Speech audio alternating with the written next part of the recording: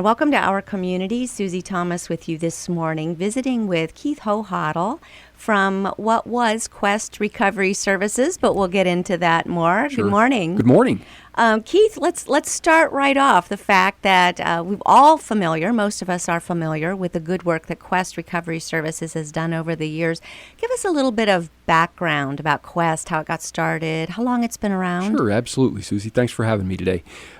So Quest Recovery and Prevention in its current shape was late 60s, early 70s, a combination of the drug assistance and alcohol assistance organizations in the community that came together to form a drug and alcohol agency, because for some reason we used to treat them independently in two different locations. So since about 1970, 1969, Quest Recovery and Prevention has been around providing drug and alcohol treatment, education, prevention services to Stark County.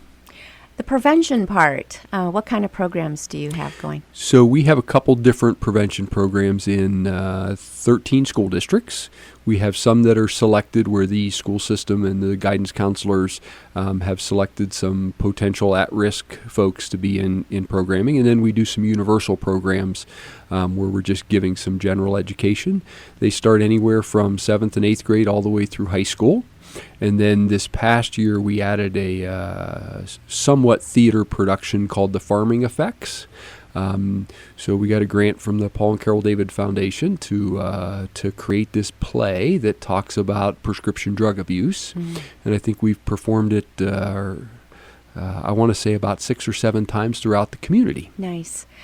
What do you see as far as, is it getting better? Is it just changing as far as drug of choice? What are you seeing? So I wish I could tell you it was all better. Yeah.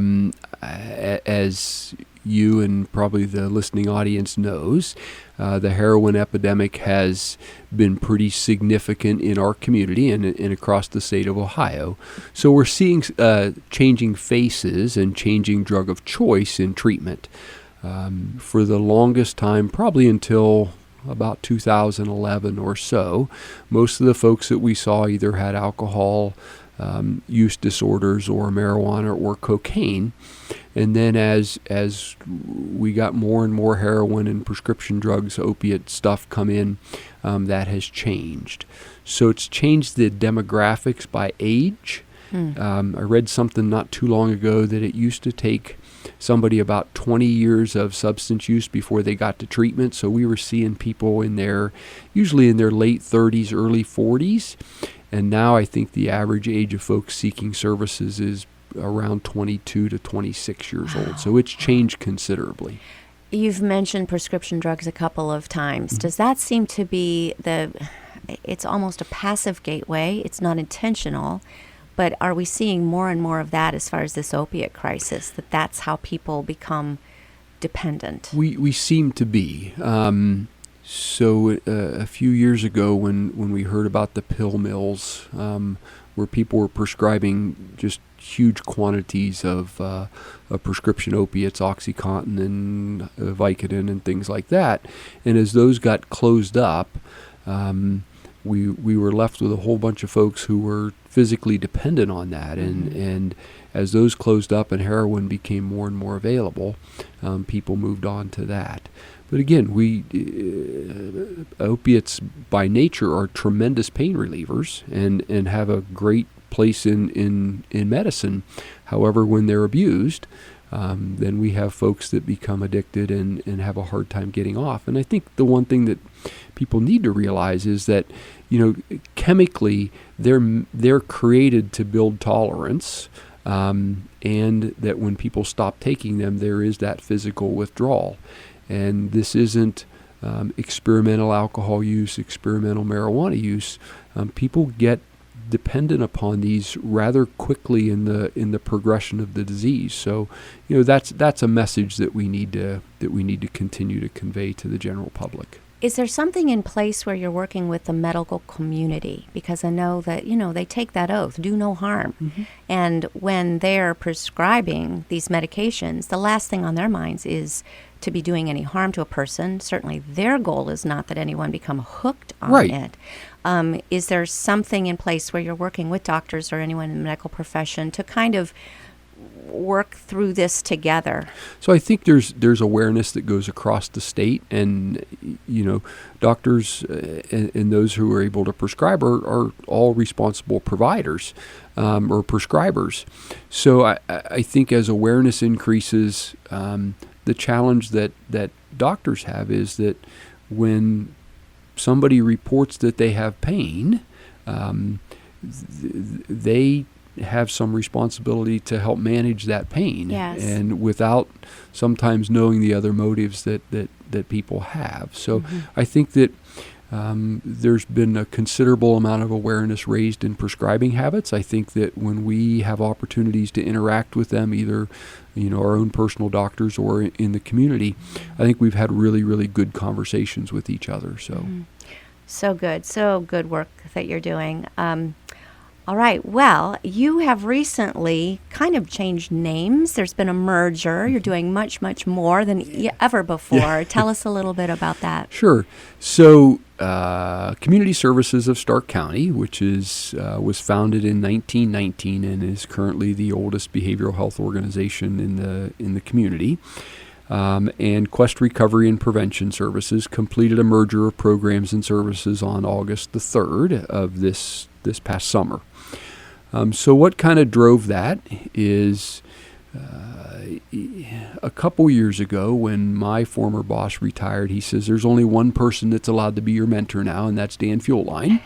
so Dan and I started having lunch and breakfast together and found some common areas where on the Quest side we were looking to provide a few more mental health services, and on the community services side they recognized there was a need to provide some additional drug and alcohol services. So we shared an office in Alliance for a little while, and as time went on and Dan got closer to retiring, we had some meetings with a few select board members, and then finally a bigger group, and found that we had some common ground to merge those programs and services.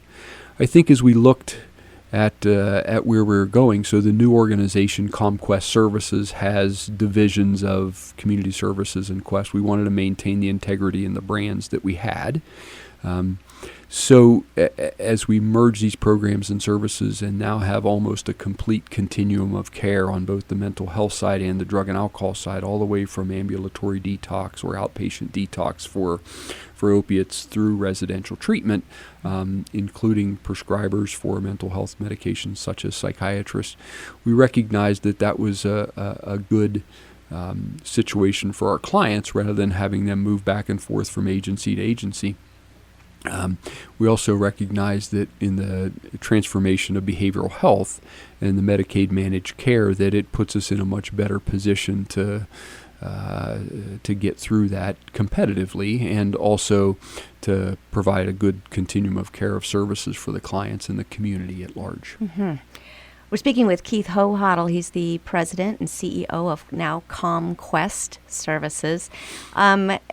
You are doing some things that people might be surprised to find out now with this recent merger. Sure. Let's bring up some of these. For one thing, adoption.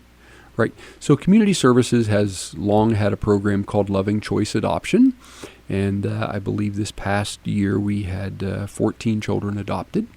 So it is exciting. I have been able to witness one of those. It was everything that I thought it might plus more. It was tearful. It was exciting. It was pretty cool. Mm-hmm. So that is something that I was not familiar with until we started going through this process. But boy, it certainly gives families another choice on both sides. And I think as a Christian man, that's important that we offer that service. It gets to be a little trickier, doesn't it, when you're talking about a baby of a parent who is an addict going into a loving home?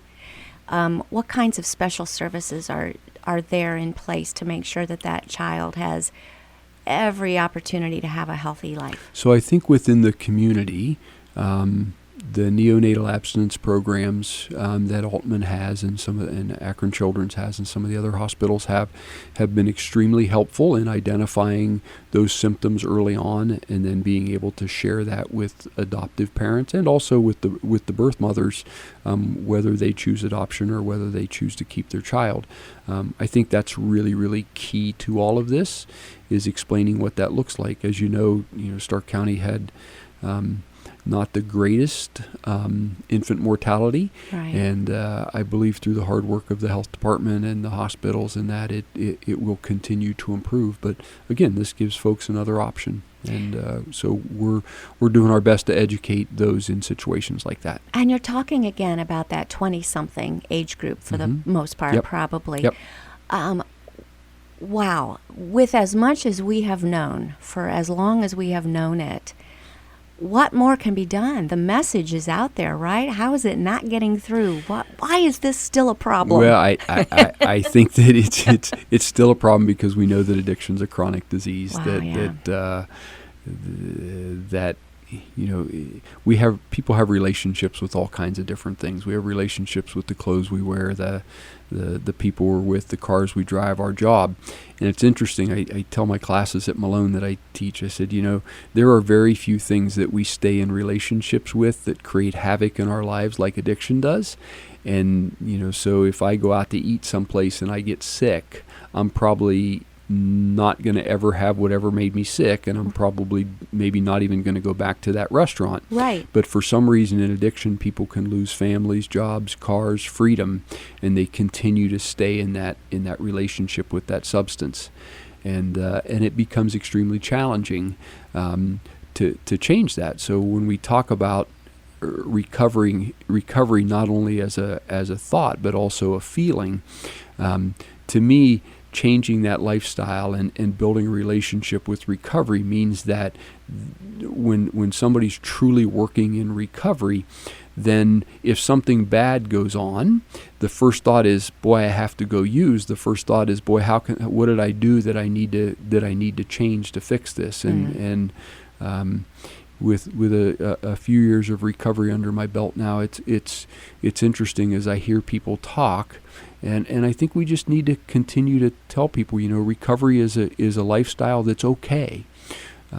People don't have to use drugs. People don't have to use alcohol. I remember when I was doing adolescent drug and alcohol treatment, and one young man who was about 16, he thought he wasn't ever going to be able to get married if he stopped drinking because he'd never been to a wedding reception where they didn't toast with champagne. Wow. So, well, there are alternatives. So those are the messages and some of the myths that we have to change. And we only do that by having conversations like this within our community, and having more and more of them as we're able to. So there's a change in mindset, a change in thinking patterns.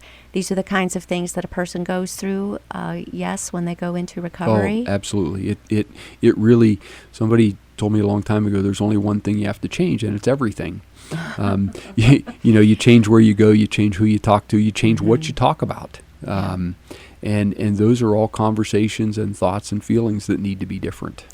We're going to have to take a break. I want to give you a heads up on when we come back after our break. Let's talk about some of the warning signs, some flags that parents and friends and people who care about people that they're concerned about might be on the watch for. Absolutely. And lots of other things that you're involved with that I think people will be quite surprised. We're speaking with Keith Hohotl. He's the president and CEO of ComQuest Services, and you are listening to Our Community. Stay with us.